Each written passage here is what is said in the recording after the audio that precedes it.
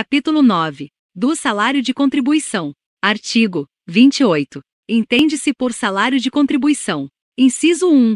Para o empregado e trabalhador avulso, a remuneração oferida em uma ou mais empresas, assim entendida a totalidade dos rendimentos pagos, devidos ou creditados a qualquer título, durante o mês, destinados a retribuir o trabalho, qualquer que seja a sua forma, inclusive as gorjetas, os ganhos habituais sob a forma de utilidades e os adiantamentos decorrentes de reajuste salarial, quer pelos serviços efetivamente prestados, quer pelo tempo à disposição do empregador ou tomador de serviços nos termos da lei, ou do contrato, ou, ainda, de convenção, ou acordo coletivo de trabalho, ou sentença normativa. Inciso 2. Para o empregado doméstico, a remuneração registrada na carteira de trabalho e previdência social, observadas as normas a serem estabelecidas em regulamento para comprovação do vínculo empregatício e do valor da remuneração. Inciso 3. Para o contribuinte individual, a remuneração oferida em uma ou mais empresas ou pelo exercício de sua atividade por conta própria durante o mês,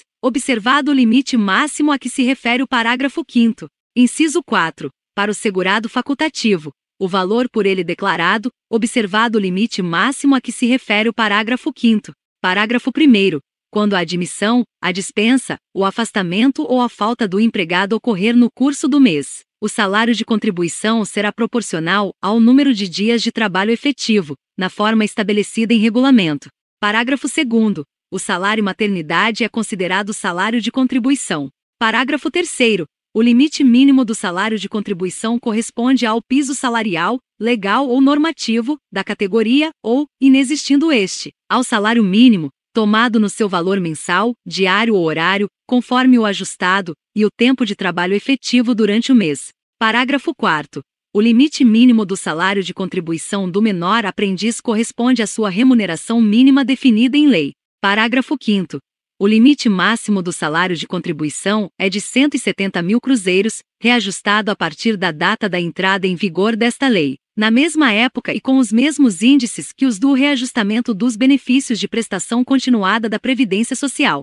Parágrafo 6º. No prazo de 180 dias, a contar da data de publicação desta lei, o Poder Executivo encaminhará ao Congresso Nacional projeto de lei, estabelecendo a previdência complementar, pública e privada, em especial para os que possam contribuir acima do limite máximo estipulado no parágrafo anterior deste artigo. Parágrafo 7º. O 13º salário, gratificação natalina, integra o salário de contribuição, exceto para o cálculo de benefício, na forma estabelecida em regulamento. Parágrafo 8º. Revogado. A linha A, revogada. A linha B, vetado. A linha C, revogado. Parágrafo 9º. Não integram o salário de contribuição para os fins desta lei, exclusivamente. A linha A. Os benefícios da Previdência Social, nos termos e limites legais, salvo o salário maternidade. A linha B. As ajudas de custo e o adicional mensal recebidos pelo aeronauta nos termos da Lei nº 5.929, de 30 de outubro de 1973. A linha C. A parcela, in natura, recebida de acordo com os programas de alimentação aprovados pelo Ministério do Trabalho e da Previdência Social, nos termos da Lei nº 6.321, de 14 de abril de 1976. A linha D. As importâncias recebidas a título de férias indenizadas e respectivo adicional constitucional, inclusive o valor correspondente à dobra da remuneração de férias, de que trata o artigo 137 da Consolidação das Leis do Trabalho CLT. A linha E. As importâncias. Item 1. Previstas no inciso 1 do artigo 10 do Ato das Disposições Constitucionais Transitórias. Item 2. Relativas à indenização por tempo de serviço, anterior a 5 de outubro de 1988, do empregado não optante pelo Fundo de Garantia do Tempo de Serviço FGTS. Item 3. Recebidas a título da indenização de que trata o artigo 479 da CLT. Item 4. Recebidas a título da indenização de que trata o artigo 14 da Lei nº 5.889, de 8 de junho de 1973. Item 5. Recebidas a título de incentivo à demissão. Item 6. Recebidas a título de abono de férias na forma dos artigos 143 e 144 da CLT. Item 7. Recebidas a título de ganhos eventuais e os abonos expressamente desvinculados do salário. Item 8. Recebidas a título de licença-prêmio indenizada. Item 9.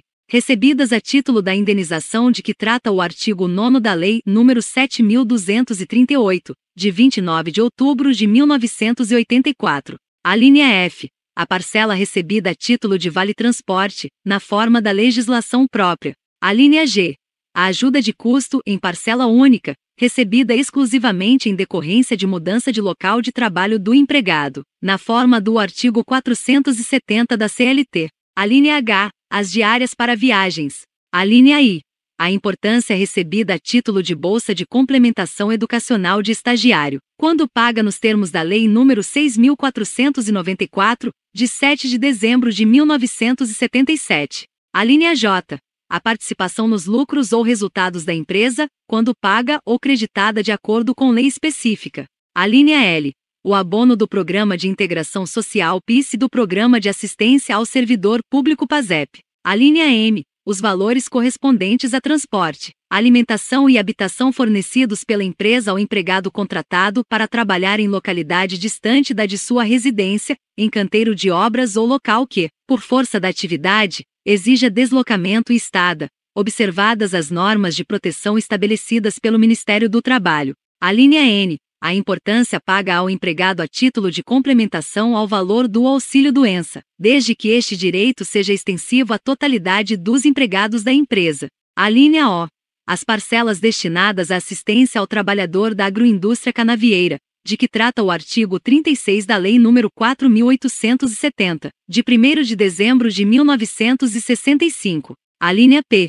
O valor das contribuições efetivamente pago pela pessoa jurídica relativo a programa de previdência complementar, aberto ou fechado, desde que disponível à totalidade de seus empregados e dirigentes, observados, no que couber, os artigos 9º e 468 da CLT. Alínea Q.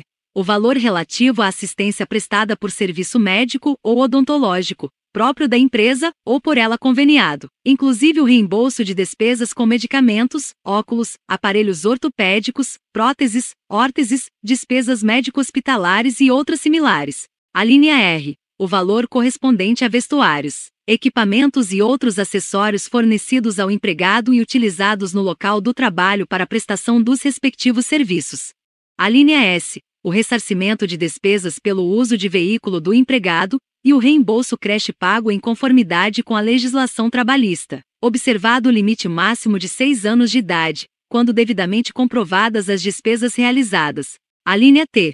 O valor relativo a plano educacional, ou bolsa de estudo, que vise a educação básica de empregados e seus dependentes, desde que vinculada às atividades desenvolvidas pela empresa, à educação profissional e tecnológica de empregados, nos termos da Lei nº 9.394, de 20 de dezembro de 1996, e, item 1, não seja utilizado em substituição de parcela salarial, e, item 2, o valor mensal do plano educacional ou bolsa de estudo, considerado individualmente, não ultrapasse 5% da remuneração do segurado a que se destina, ou valor correspondente a 1,5 o valor do limite mínimo mensal do salário de contribuição, o que for maior. Alínea U. A importância recebida a título de bolsa de aprendizagem garantida ao adolescente até 14 anos de idade, de acordo com o disposto no artigo 64 da Lei nº 8.069, de 13 de julho de 1990. Alínea V. Os valores recebidos em decorrência da cessão de direitos autorais. Alínea X. O valor da multa prevista no parágrafo 8º do artigo 477 da CLT. Alínea Y. O valor correspondente ao Vale Cultura. Alínea Z. Os prêmios e os abonos. Alínea A. Os valores recebidos a título de Bolsa Atleta, em conformidade com a Lei nº 10.891, de 9 de julho de 2004. Parágrafo 11. Considera-se remuneração do contribuinte individual que trabalha como condutor autônomo de veículo rodoviário, como auxiliar de condutor autônomo de veículo rodoviário, em automóvel cedido em regime de colaboração, nos termos da Lei nº 6.094, de 30 de agosto de 1974, como operador de trator, máquina de terraplenagem, colheitadeira e assemelhados. O montante correspondente a 20% do valor bruto do frete, carreto, transporte de passageiros ou do serviço prestado, observado o limite máximo a que se refere o parágrafo 5º, artigo 29. Revogado.